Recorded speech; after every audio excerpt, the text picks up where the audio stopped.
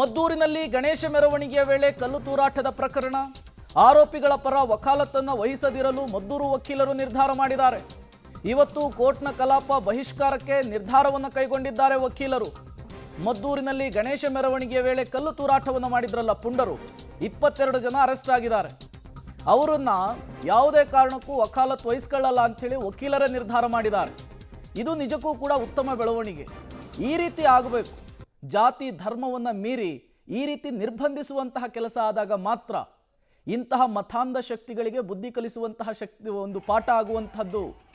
ಇಲ್ಲದೆ ಹೋದರೆ ಇವರನ್ನು ಅರೆಸ್ಟ್ ಮಾಡೋದು, ಮೇಲ್ಮೇಲೆ ವಾಪಸ್ ಕರ್ಕೊಂಬರೋದು, ಅದಾದ ಮೇಲೆ ಸಚಿವ ಸಂಪುಟದಲ್ಲಿ ಇವ್ರ ಮೇಲಿರುವಂತಹ ಕೇಸನ್ನು ವಾಪಸ್ ತೆಗೆಸಿಕೊಳ್ಳುವಂತಹ ಕೆಲಸಗಳು, ಇವೆಲ್ಲವೂ ಕೂಡ ಈ ರೀತಿಯ ಕೆಲಸಗಳಿಗೆ ಕುಮ್ಮಕ್ಕು ಕೊಟ್ಟಂತಾಗುತ್ತೆ.